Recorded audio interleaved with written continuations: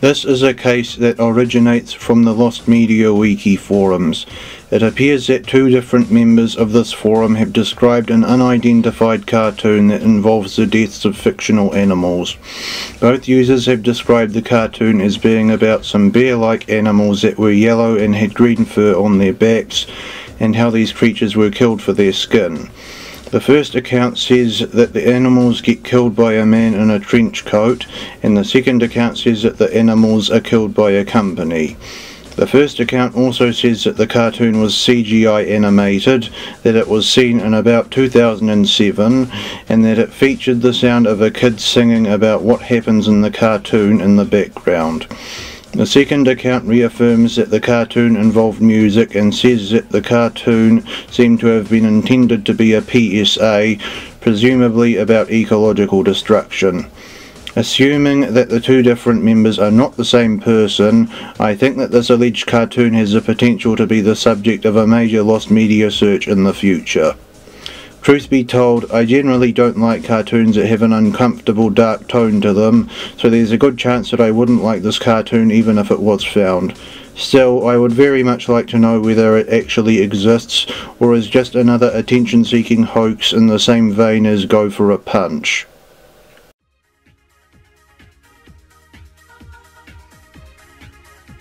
Donk was a platform video game that was released for the Amiga and Amiga CD32 in 1994, published by Supervision Entertainment and The Hidden.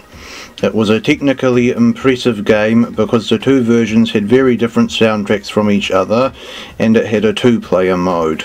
It never got a sequel, but starting in 2006 a version of the game was going to be made by Cryptic Illusion from scratch for the Dreamcast. A trailer for Dreamcast Donk was uploaded to YouTube in October 2007.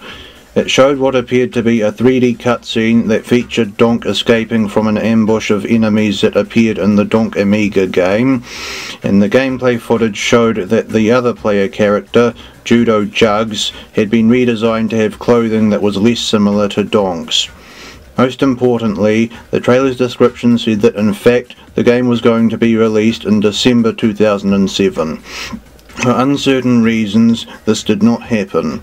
The most recent information that I can find about this game is a tweet from July 2009 by one of the game's developers saying that they were still interested in completing the project. If the developers were so confident that Dreamcast Donk would be released in late 2007, then perhaps it got so far into development that for the unfinished game to be released is something worth hoping for. As for more recent news about Donk, a development team has recently been working to create a port of Donk for the ZX Spectrum Next, but this project hasn't received any updates this year and progress is presumably sluggish.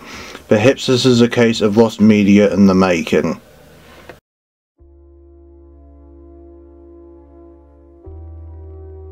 Nezrudin is a cancelled animated film that was directed by master animator Richard Williams, the director of the painfully ill-fated animated film The Thief and the Cobbler. Richard Williams was the illustrator of two books written by Idris Shah, The Exploits of the Incomparable Mullah Nezrudin, published in 1966, and The Pleasantries of the Incredible Mullah Nezrudin, published in 1968. The books were about Mullah Nezrudin, a historical figure who was widely renowned in the Islam world. Richard Williams started working on a film adaptation of the Nezrudin stories around the time that he illustrated the books. Sadly, the film's development eventually faced difficulties because of disputes between Williams and the Shah family, and it was eventually cancelled. The film's composer, Howard Blake, said that an astonishing 3 hours of animation for Nezrudin was completed, but another issue with the film's development was that the team struggled to develop a cohesive plot that would make the film suitable for release in theatres.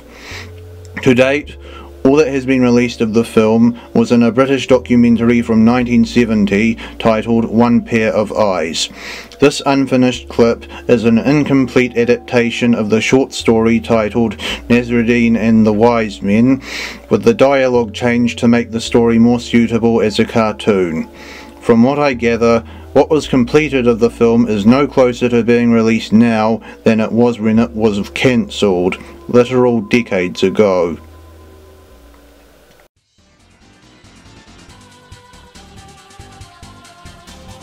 Le Concombre Masqué is a French comic series created by the late Nikita Mondrica that was first published in 1965. In the early 1990s, work on a CGI cartoon series of the comic began. At least one complete episode of the cartoon was made, titled The Zen Garden, which was based on a comic story of the same name. It was a surrealist cartoon where Concombre grows rocks from seeds that he plants in the soil and tells his friend Chorav that swatting flies is somehow equivalent to ultimate knowledge. Chorav chases a fly around attempting to swat it, but is unsuccessful. He runs into a castle where he laments how he is unable to achieve ultimate knowledge and meets up with 3 weird-looking elephants. The castle happens to be infested with flies, so Chorav and the elephants start running around to kill them all. Concombre suddenly appears in the castle out of nowhere and puts on a mask to protect himself from the poisonous gas that the elephants are using to kill the flies. The end. Much of what we know about this proposed cartoon is from an issue of the popular Belgian children's comic magazine, Spirou, that was published in September 1992. It featured the CG Concombre on its cover and had an article which said that the cartoon was planned to have 52 episodes and that Mondrica himself had supervised some of the cartoon's production. The most notable part of the article is this image of an alarm clock character who did not appear in the Zen Garden. This could indicate that at least one episode other than the Zen Garden had entered production before the series was cancelled. A poorly made English dub of the entire first episode was featured in the SIGGRAPH Video Review issue 81. The entire presentation existed on YouTube in poor quality until 2020. Why it was removed is unknown. Because of that video's removal, the only form in which the cartoon exists online is a part of it that was shown as part of the Imagina 93 Animation Festival. Fortunately, it is in high quality. It is unknown just how far into production this cartoon got before it was cancelled. According to a French cartoon forum, it is possible that this series was cancelled because French television networks had low confidence in the financial success of a CGI cartoon at the time. Even though it most likely would not have aged well in a technical sense, Concombre Masqué's use of CGI would have made it an ambitious cartoon series for its time, and it is sad that the project was cut so short.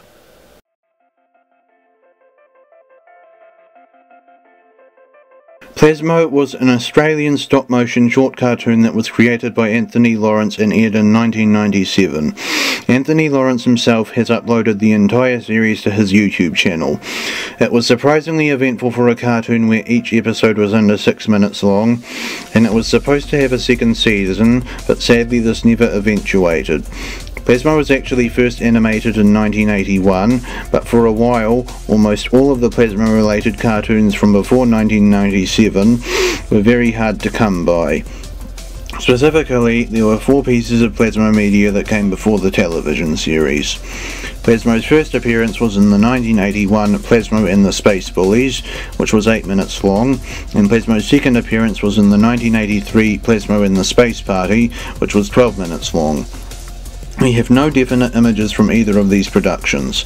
This old-looking picture of what might be an earlier appearance of Plasmo accompanied an interview with Anthony Lawrence that was featured in the August 2011 issue of the online publication Stop Motion magazine. For the time being, we can only assume that this picture is from one of those 2 oldest productions. The third piece of media actually didn't involve Plasmo, but it was a short animation that featured the first appearance of Corridor, who was arguably the weirdest looking main character of the Plasmo series. This piece of media is only written about in the Plasmo series graphic novel, which says that this debut of Corridor was released in 1985, and that this photo shows what Corridor looked like in that appearance, but that is all. The fourth piece of media, and Plasmo's last older incarnation, was Happy Hatch Day to Plasmo. It was released in 1989 and was 27 minutes long. Of those four pieces of media, only Happy Hatch Day to Plasmo is no longer lost. Anthony Lawrence uploaded it to his YouTube channel in its entirety and in high quality in January 2021. Before then, all that existed of the short film on the internet was a small edited part of it that is on YouTube, and a tiny number of pictures. Happy Hatch Day to Plasmo actually was available to order on DVD from the internet at one time, but evidently it was most likely to have been a limited edition, and used copies of it are nowhere to be found. The 1997 television series actually has some missing media of its own.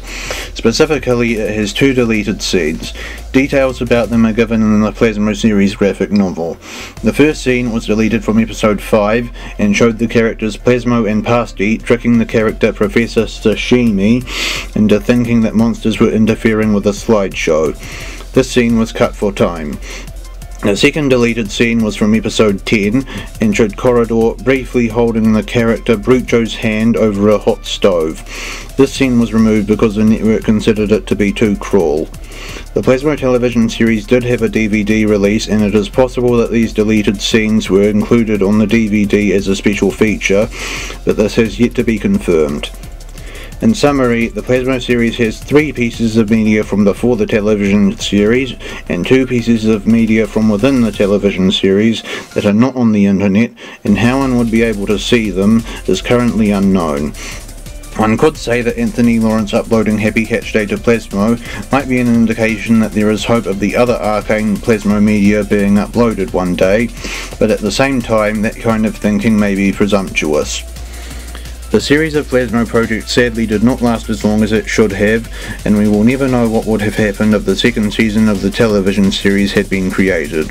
But if all of the media of this unique and memorable cartoon were to become easily viewable one day, then that would be the next best thing.